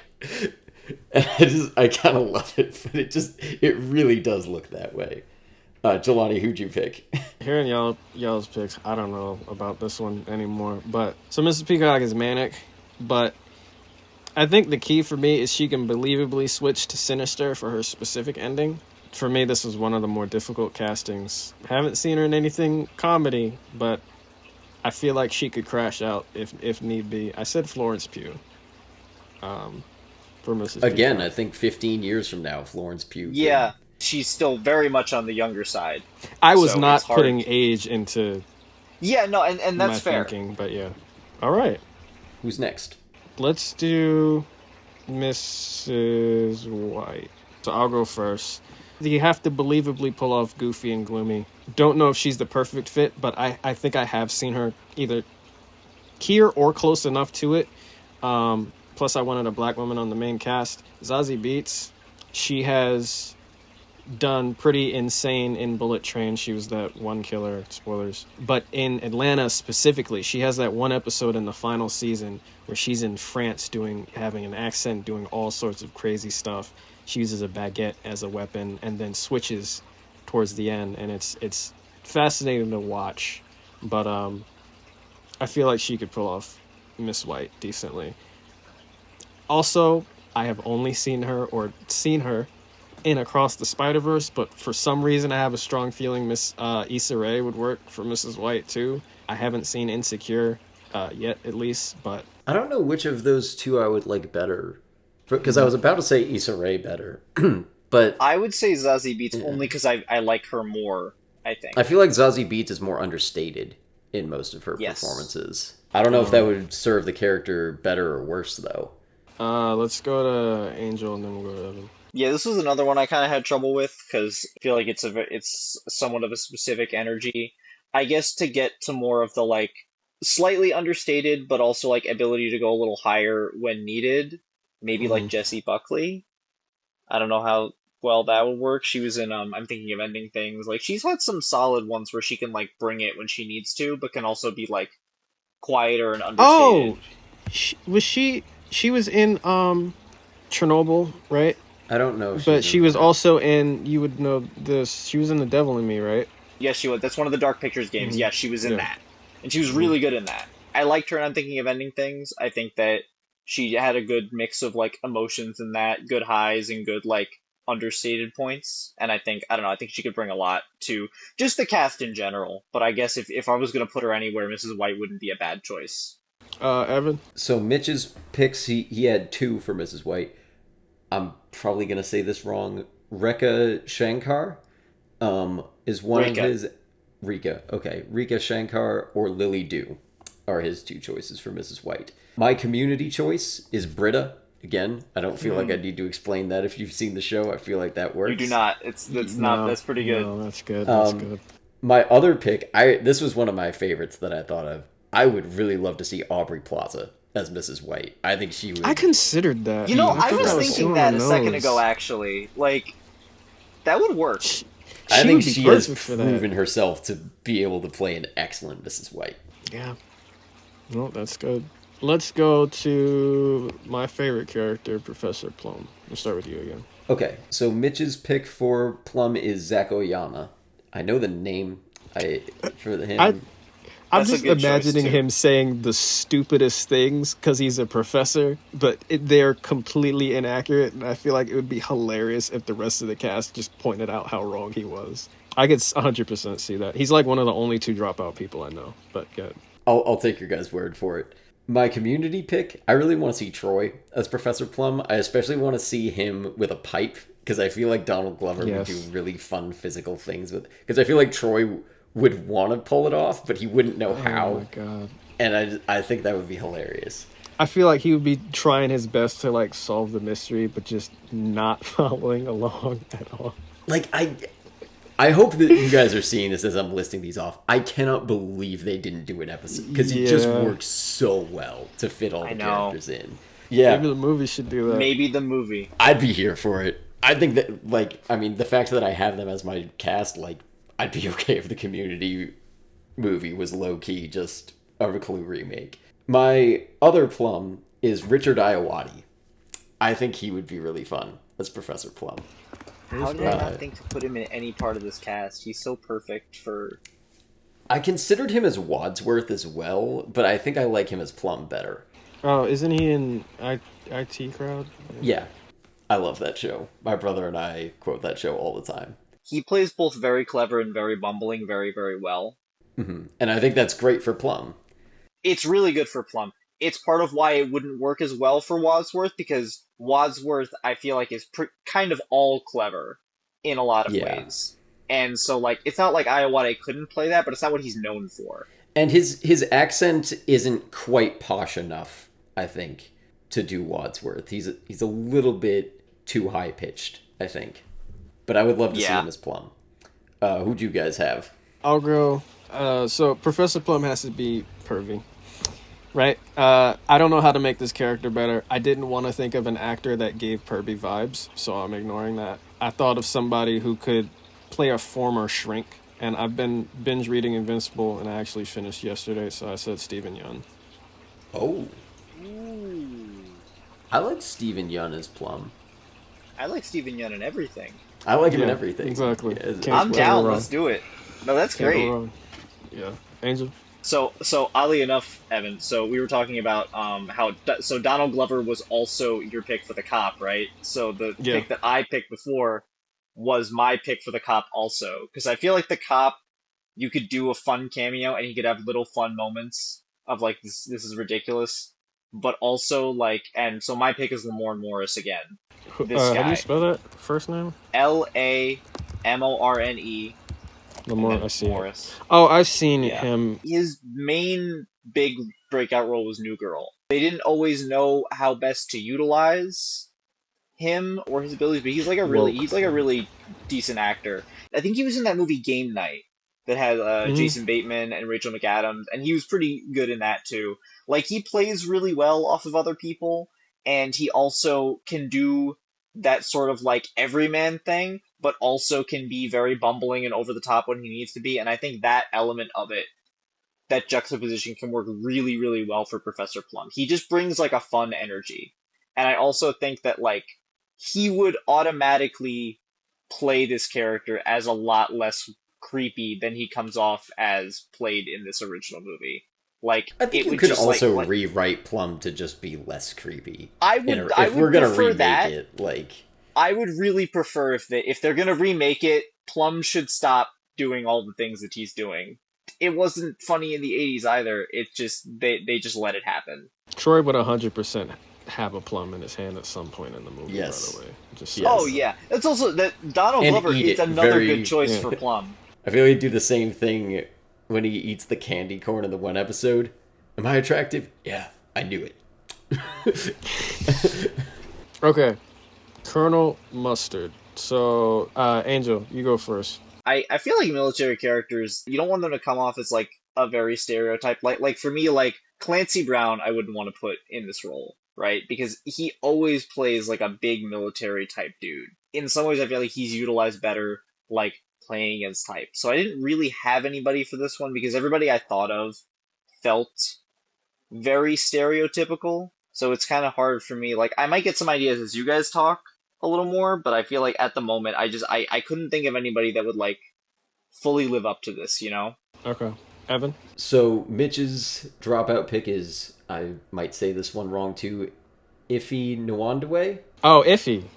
Yeah, okay, yeah. Iffy, right. I can see that.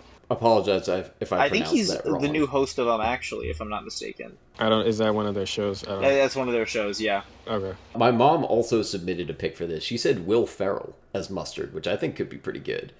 I remember I thought about him as Green when I first reviewed this, because I did this when I reviewed this movie years ago, but I don't have that review anymore, so I don't know who I picked. I like him better as Mustard, though. I think he could be good. What about like John C. Reilly? I don't know if he could be. I would pick Ferrell over him as Mustard. Yeah. I like John C. Reilly, but I don't really see him as a. He might be Mustard. A fun like cameo, like The Motorist or something, right? I think he'd be like better if you're gonna do a cameo, something fun like that, or even the evangelist chief of police guy. That could be really fun. He could be good as that. For Community, I had Pierce as Mustard. Again, I don't think I need to explain that. My other Mustard, this one was a little riskier because we haven't seen this guy do a lot of comedy, but I would really be curious to see Daniel Kaluuya as Colonel Mustard. I think he could pull it off. I don't know if he would be the safest or the best choice, but he has the chops. I think he could be very fun as Colonel Mustard. I want to see him in something funny. Has he done comedy before? He Yeah, hosted he did, SNL once, but aside He was on from Skins, that, which is like a British comedy. Yeah, that was his like initial breakout thing. And he was a little more of like an over the top, like goofy dude. I can see him doing it. His whole deal in Get Out is being very understated. I just see him more as a straight man kind of comedy character where like the world around him is weird and he's reacting. I'm sure he could pull off a bigger role like Mustard. I just think it'd be fun to see. Did you guys both go for No, Mustard? I didn't go yet. Okay. I know who your Wadsworth is for Community now, Evan. Okay. I think it makes sense too. Yeah, it does. Go ahead with your Mustard though. So, Mustard, you have to be good at playing unintelligent, like dumb jock energy, but not as extreme. I feel like his character could be really funny if he was always talking about war, like the Punisher or something, like at all times. Then it's revealed like he's never seen war. After all of that, the entire That would be movie. fun. He was just like a recruiter or something. Something similar happened, and It's Always Sunny. I felt the need to shout that out. But I would want this person to play it as straight as possible. The stupidity, everything. I said Isai Morales. I think that's how you say it. He was Deathstroke in Titans and Del from Ozark. Or Edward James Olmos. Oh. Oh, Edward I James thought you were Olmos, gonna that's- do Channing Tatum for Mustard. I was Nah, low-key I had enough. predicting that. So did you have a Colonel Mustard in mind after that, Angel, or do you want to just keep going? because I also had a thought of something like, a Channing Tatum or a John Cena, like someone that could be really over the top about things like war, but also play unintelligent very well. And I feel like they can both do that because they're not afraid of like making fun of themselves. And I think if you go on that, you could do like Dave Bautista wouldn't be a bad pick. Yeah, we Right. low-key got that in Glass Onion with Dave Bautista. Honestly, I mean, he's yeah, not really yeah. a Colonel Mustard, but we've seen him. He's really solid in a lot of this. Yeah, I started rewatching The Punisher.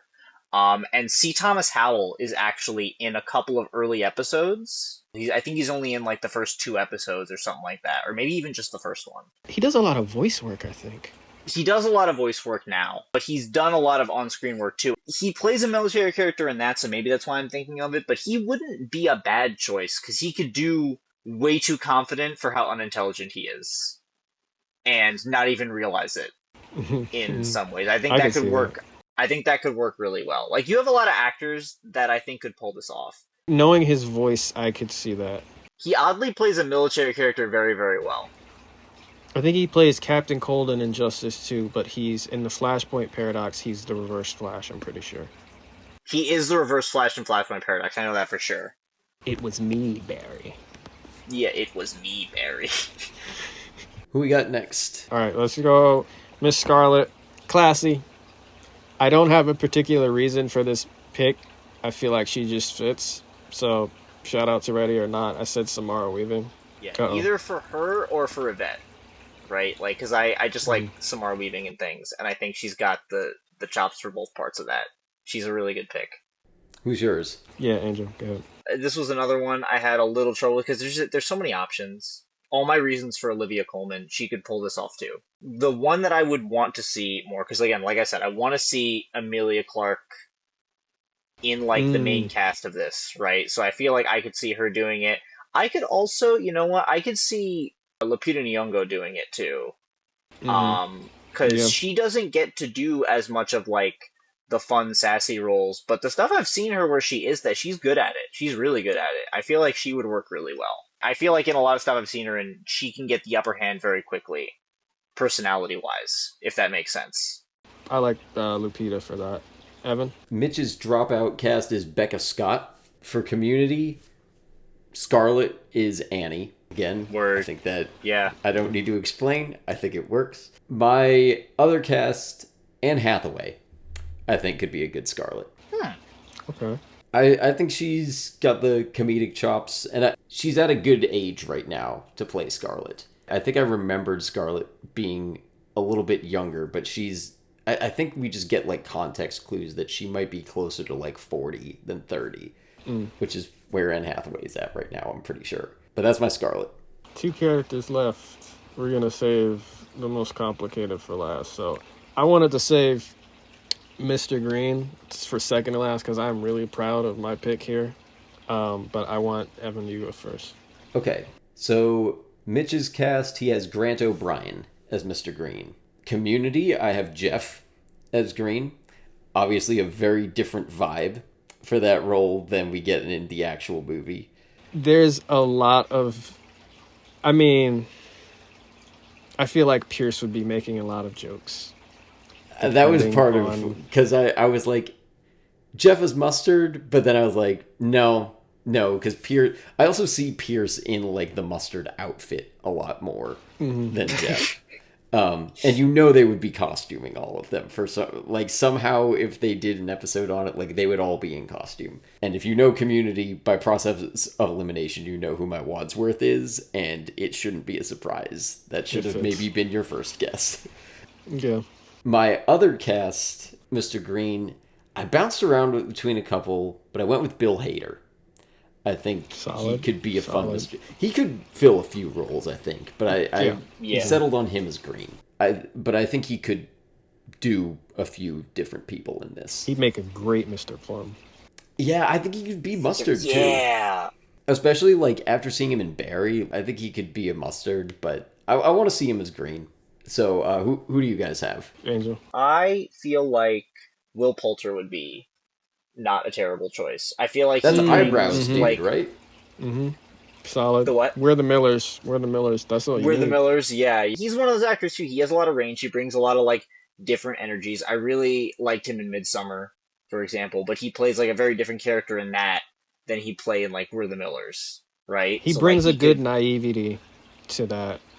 Yeah, but also like a confidence to that. So I could see him playing like the government. I haven't seen him in Dope Sick because I think that's the one he's in, but I've seen a clip of him and it seems like he's playing that very like confident government guy where it's like he's a little too sure of what he's saying for like the amount of stuff he actually seems to know. But I think it works really well because he never feels unlikable when he is playing that. He feels very like watchable. Yeah, I feel like he'd be a solid Mr. Green. Maybe like a Jesse Plemons too. That could be fun. Ooh, I like Jesse Plemons. I think I like Jesse Plemons is solid. And again, it's a similar energy, but he also owns every scene that he's in. Night, dude. I think, was it Game Night? He was the cop.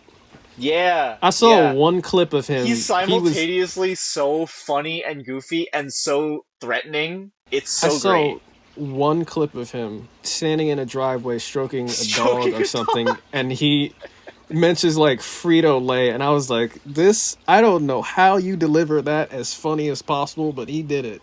Because the line was nonsensical. Describing like what he's gonna cook tonight by himself. He's gonna like make lamb chops or something, and he's describing it while he strokes this dog, and it's so sinister but also so funny. I think I saw Game Night in theaters twice.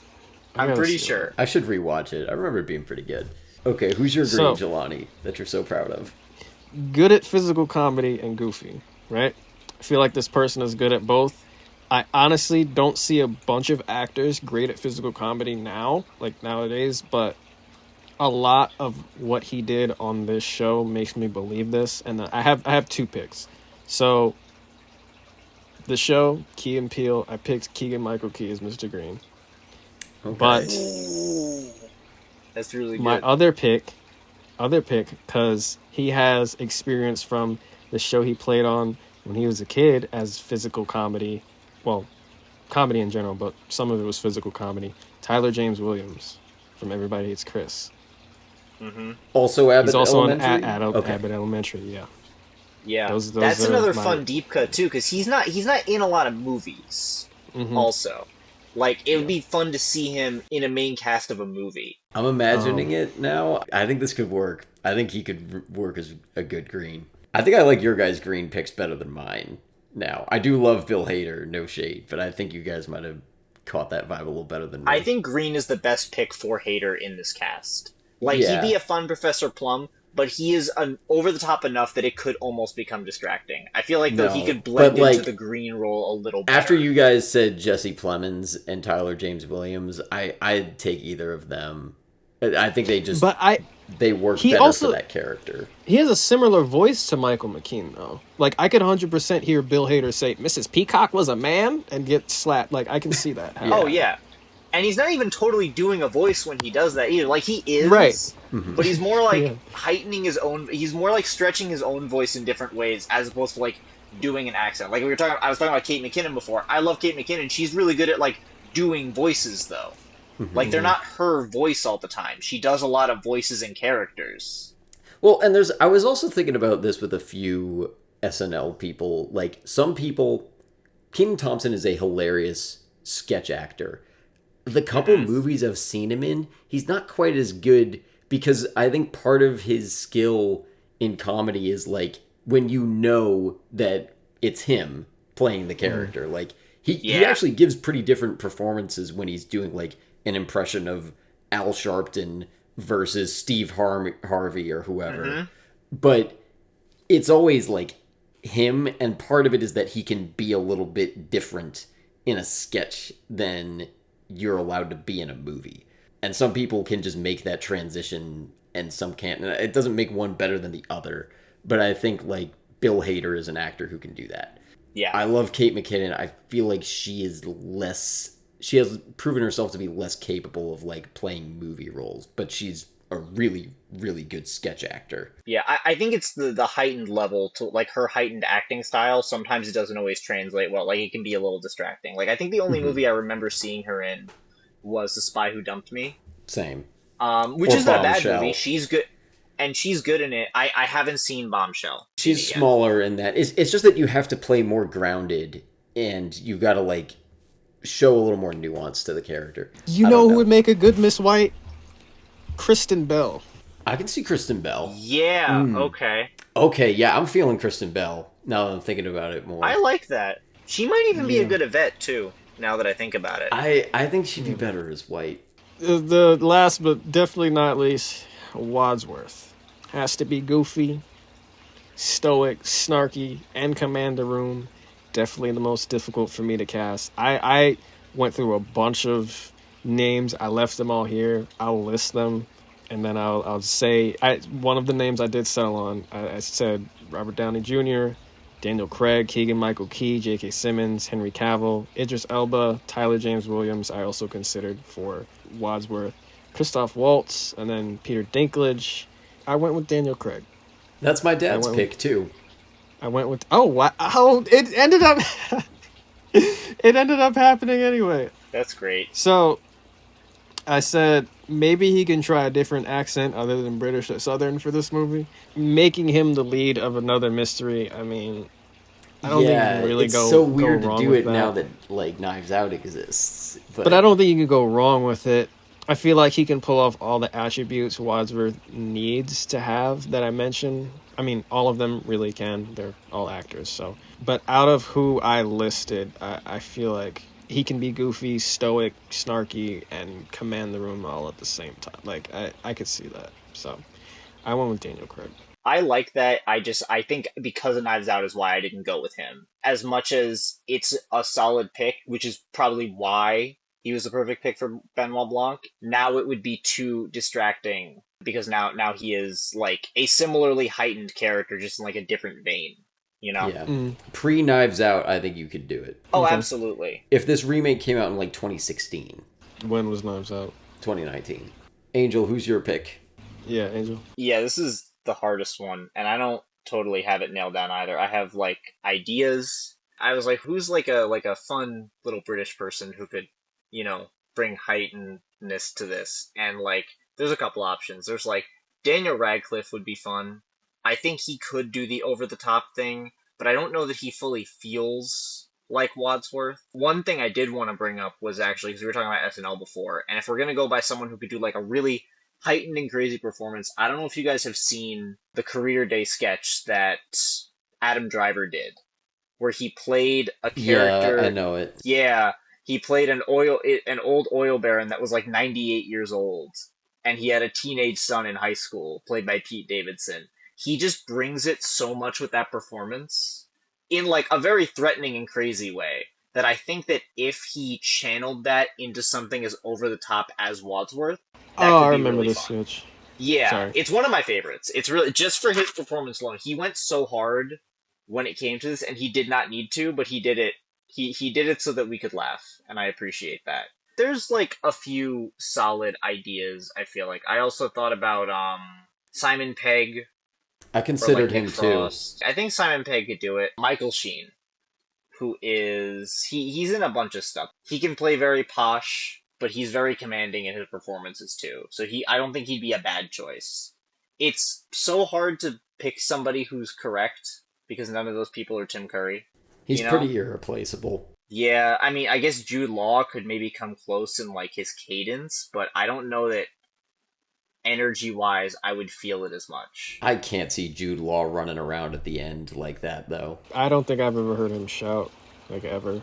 I don't think I've heard him raise his voice. He's always He so shouted and serious, stuff. too. He I yells all haven't the seen time him in in a while. Sherlock Holmes. Oh, yeah, I guess so. He's still a little bit, like, uptight there, though. You want Wadsworth to be able to do that, but that can't be... He's got to be able to go... Oh, he's got to be able to reach turn the, it the to 11 heightenedness. at the end. Yeah, that's the whole thing. We'll finish out Mitch's first. Brennan Lee Mulligan as Wadsworth. He's the only name in that list that I know at all. And Oh, from what I yeah, know of him, I see it. But I've seen enough to know where he's coming from with that pick. Isn't he the DM in their D&D show? I believe Yep. so. Yeah, he is. By process of elimination, even though it's the most obvious one, Abed is Wadsworth from Community. That is a little too perfect. And again, why didn't they do this in the show? My other Wadsworth, he can't do it all, but I think Andy Samberg could be fun as Wadsworth. I think there is a little bit of a problem of just like, I don't know if I can believe Andy Samberg existing in a time before 1980. Yes. He, for some reason, That's true. Like, there's a couple people, for some reason, the two I think of that fit that are like him and Ice Cube are just two people that I feel like cannot exist pre 1980. There's something They about cannot. both of them where I'm like, they both know they just, I don't know, they feel too of the moment. I'm not sure why I pair the two of them together Cube like that, because they're very different people. See, that's weird because Ice Cube was born in 1969. Oh! But What about Charlie Day? Or somebody from It's Always Sunny. I thought about that too. Oh, I Glenn feel- Howerton. Glenn Howerton I feel could like see can do more it. than Charlie Day because Charlie Day is a very specific kind of energy also, and I don't know that it's necessarily Wadsworth. He can't do the calm level. He's a little too that's the manic. thing. Yeah. See, I think if you could combine, like, I said I was considering Simon Pegg before. If you can combine, like, Hot Fuzz Simon Pegg with Andy Samberg, I think that is a good Wadsworth. I'm sorry. I'm imagining Dennis now from It's Always Sunny just screaming at the cast, trying to. I actually figure this think that out. I think Glenn Howerton's a pretty good pick because It's too funny. because he does both constantly. Most of his roles he comes off as a little more like douchey and sinister, but it's the way he plays them. Like it's on purpose. Yeah. Like it's a persona. And that isn't fully Wadsworth, but I could see him dialing it down enough that it could work here. So that just proves our. I don't think we were not 100% on any of our picks. I was Person- 100% like, on a couple. No, oh, you're saying just for Wadsworth. No. For Wadsworth, we weren't 100% for our own picks or each other's picks. So that just proves how perfect Tim Curry was for this role because we literally cannot think of anybody to replace him correctly. Yeah. He's so good. Like, there's just some roles you can't recast, and I think this is one. Random thought. What about Ewan McGregor? I don't think he can do it all, but I think he's got the charm to kind of pull it off. Yes. Yeah. I think Yes. he's shown he has the range. Black Mask makes me see the. If I were a casting director, I would put his name on the list. I'd consider that because I haven't seen him in a lot. I think just Star Wars and The Harley Quinn movie. I'm not going to say the whole name. Because of those two performances I've seen him in, I see both ends of the Wadsworth spectrum because he's insane as Black Mask. He's so good. He's my favorite part of that movie, to be honest. Easily. Yeah. Yeah. Easily. I don't even think I recognized him at first. Like, until like halfway through the movie, I was like, oh, wait, that's... Oh. I would put Dev Patel in this somewhere, too. Mr. I like Body. Dev Patel. Oh, he'd be a good Mr. Body, yeah. He would be a good Mr. Body. I would like to see that, actually. He could also be Wadsworth? I don't think he could be Wadsworth. I don't know if he could do the heightened at the end, or at least I haven't seen anything like that with him. I haven't either, yeah. Jelani, did you want to close out with anything? Yeah, one more note. I wanted to find a way to put Lakeith Stanfield or Brian Tyree Henry in here. Two of my favorite actors, but I didn't know where they'd fit, so... They work in similar movies, but unfortunately, I don't think there's a specific role for them here, necessarily. I can see Brian Tyree Henry as Mustard. Lakeith Stanfield, I do think, is a little harder to place, though. Yeah, he is wasted in Knives Out, by the way. Oh, 100%. I like him in Knives Out. I was mad, nothing to though. do, and it upsets me so much. I think he still plays the character decently. He has like one. He does, funny line. but he has nothing to do. They don't write anything for him. He has one funny line, and I forget what it was. That was the dumbest car chase of all time. He also references this movie. The guy practically lives on a clue board. I'm tired. Are we good to? Yeah. Yeah. All right. So let's close out. Evan. Yeah. Let us know in whatever comments are available. If you're on YouTube, comments. Spotify, I think, has comments. Hit us up on social media. Let us know what your dream cast is for this movie. I really want to, even if you just have one good one you think is good, just throw it in, because I really want to know like who's really good for these. Especially if somebody can come up with a really good Wadsworth. If they exist, we want to know. If you can come up with a good Wadsworth, we'll shout you out in the next episode. We'll pay you $1 billion, probably. Okay, no, we can't promise that. We make no money off of this show. We don't even now. We don't even do. Our next episode is my pick, and we're doing Mulan. The live action. Shut up. We are doing the animated. Don't let nobody get it twisted. Okay, we are doing. I'm pretty sure you wrote live action in the. It's signed to the devil now. You have to. We are doing the animated Mulan. The live action movie is not allowed to be called that. We refer to it as Mullen only. It is not worthy of that title. I'm gonna prep by watching the live action one and then be confused. I'm gonna watch both. I'm like, who's Mushu? I didn't see him in the movie. There are a few things. You would have to do a lot for me to kick you off of this show. This isn't what the movie looks like. If you only watch the live action Mulan, that will do it. I promise you. There are few lines that I draw harder than when it comes to that movie. That'll get me kicked off? If you watch it, you do that at your own risk. If you only watch the live action Mulan to prepare for this, you are off of this show forever. Oh, man. Until Beyond the Spider-Verse comes out, maybe, and that'll be bad. I have the chance to do like the funniest thing though. I am going to watch Mulan 2, because I have never seen Mulan 2, and I want to do that. That's the one I've seen more than the first one, because my dad had a DVD of it. We were watching it in the car all the time. I didn't understand how bad it was as a kid. I'm curious, because I've never seen it. I think my siblings have, but for some reason I didn't watch it with them. Anyway, that is our next one. The animated one for everyone at home listening. I need a second there.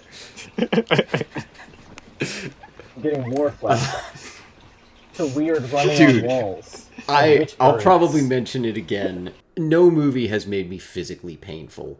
I felt physical pain watching that movie because I was just like clenching so hard. I was like gripping the side of my seat in rage at how bad it was. I'm not kidding.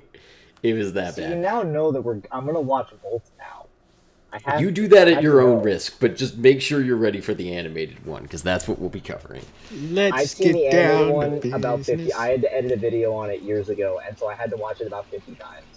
Oh, I think you told me about that a while ago. I did. I said to defeat the Huns.